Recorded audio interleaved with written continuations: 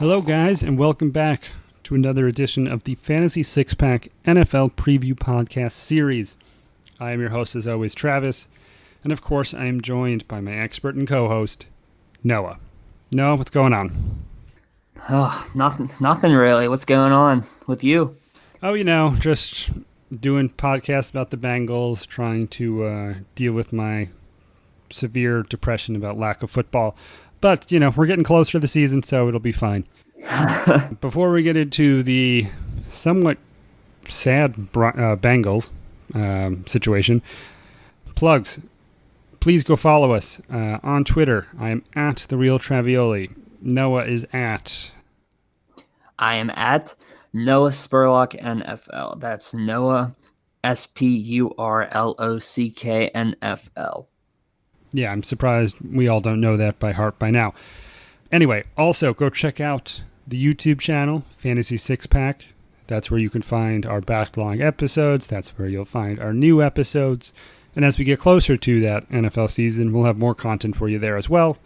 So go subscribe, get in early, make sure you stay up to date with all the stuff we're doing. And you know what? If you're feeling good, throw us a thumbs up. That would help. Anyway, on to actual football stuff. Today we're talking about the Bengals, as I said, and their quarterback, Andy Dalton. Not great. Last year, put up 2,566 yards, 21 touchdowns, 11 interceptions. Yeah, it's pretty pedestrian numbers from Andy Dalton. And I think I know where you're going to go with this, but no, what are we doing with Andy Dalton? Are we drafting him, or are we leaving him on the wire? Yeah, I'm leaving him on the wire. I think that his time has kind of passed. I think their window and Andy Dalton's fantasy window's been slammed shut. It is a bit sad because it does feel like just a few years ago, the Bengals were sort of like one of the high-flying, high-scoring offenses in the NFL. I think they got out to like a 7-0 or 8-0 start and were one of the last unbeaten teams in the league. With Dalton, AJ Green, Tyler Eifert, they were just, scoring all over the place. But those days have come and gone, so I think you're very correct in your assessment to leave Andy Dalton on the wire.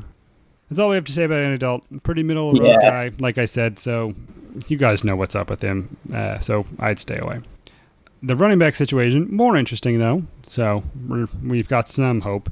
They do have Joe Mixon. Last year put up 237 carries, 1,168 yards, 8 touchdowns on the ground, 43 catches, just under 300 receiving yards, and 1 touchdown through the air.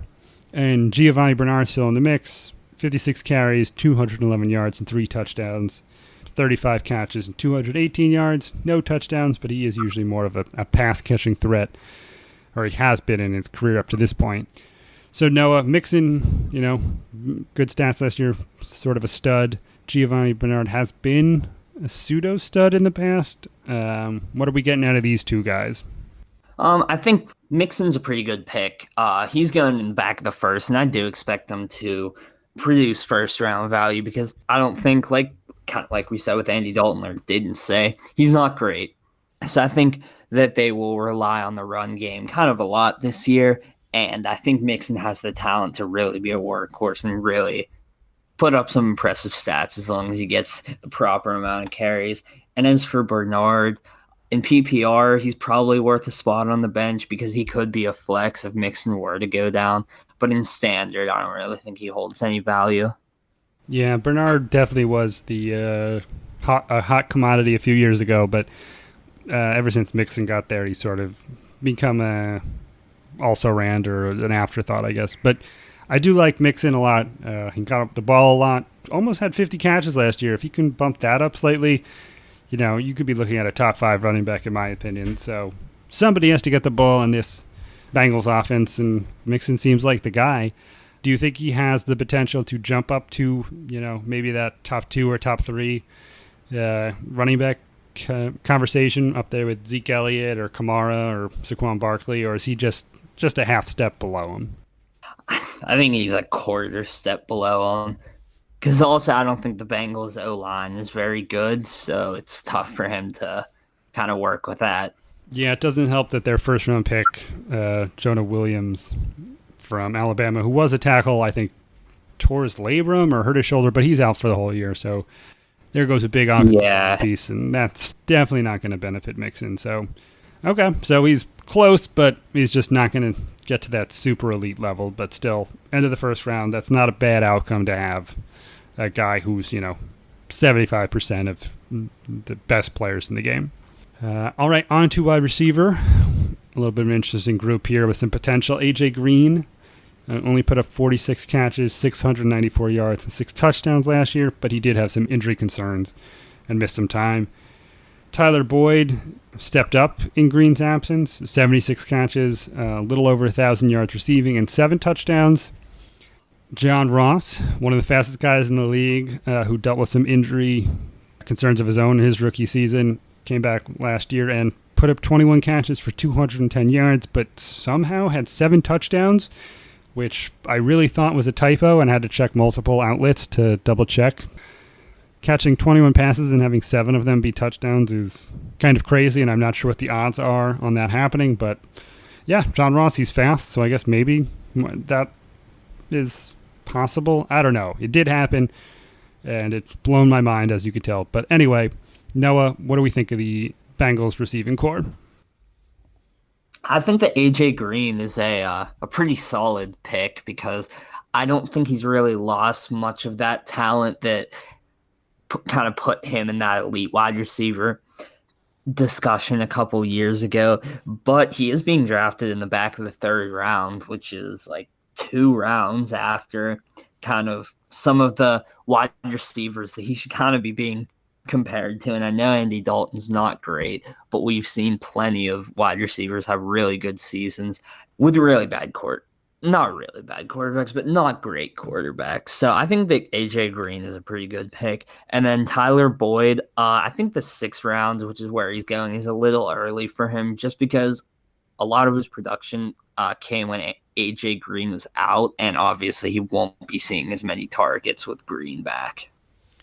Yeah, A.J. Green only did play in 9 games last year, I believe. And he came out of the gate firing. Like, I remember last year definitely feeling like an idiot for not getting a couple shares. In the first 4 weeks, he had 5 touchdowns. So, and one of those was a 3-touchdown game. So the guy can still find the end zone and score fantasy points with the best of them. And I think he just gets underrated. Like, he's not the Odell. He's not Antonio Brown. People, like you said, are taking him later, and I think that is just like a weird name recognition thing where people don't think about him the way they've thought about other superstar receivers. So I do like him as a good value pick in the 3rd round. But I guess my next question is, so are we saying it's not possible for John Ross to catch a touchdown every 3 catches? Like, is that not sustainable? Yeah, that's not sustainable. Just to be completely honest, that's not happening. Yeah. Okay, cool. Well, I'm glad you confirmed what I thought. I do think John Ross has some interesting potential just because he is so fast, but Tyler Boyd really did establish himself as like the number 2 guy, so I don't know how much action John Ross is going to see. But fast dudes who can run down the field, it's not a bad flyer to take at the end of the draft. All right, on to the tight end, and we've come to poor Tyler Eifert, who only had 15 catches last year for 179 yards and 1 touchdown, and that is because he only played in 4 games. That dude has the worst injury luck of anybody I could think of. He's only played in 14 total games over the last 3 years. I know he keeps coming back, and he keeps coming out of the gates fast most years, and then gets knocked out pretty quick. So, Noah, what are your thoughts on Mr. Eifert? Tyler Eifert used to be a talented guy, but I think it's been too many injuries. I'm not taking him this year. I feel bad for him, but just too many injuries. I also feel bad for him, but I do feel like he might be the type of guy who somebody, if they do take a light flyer on them, will have on their bench in week 1 where he catches 2 touchdowns and has 7 catches. And everyone's going to think Tyler Eifert, this is the old Tyler Eifert. And then, not to say the inevitable injury, but I think it's going to be more of a flash in the pan than anything. So I'd say, if you want to take a flyer on him for the first couple weeks, go for it, but don't be afraid to cut him. Or just watch him on the waiver wire, because hopefully there's going to be more good tight ends in the NFC for us to talk about. So there should be other tight ends for you to pick. So you're not relying. I don't think you'll be in a league where you have to have Tyler Eifert on your team because there's nobody else. But yeah, Tyler Eifert, poor dude. Anyway, Noah, we're gonna end as we always do, and I'm interested to hear what your answer is on our usual ending question here, and that is one Bengal player must be on your fantasy team this year, and who are you picking? I'm actually going with AJ Green. I think that's really strong value for an elite wide receiver in the 3rd round. Okay, it was either him or Joe Mixon, but when you started with an A, I was like, is he going to say Andy Dalton? There's no way he can say Andy Dalton, right?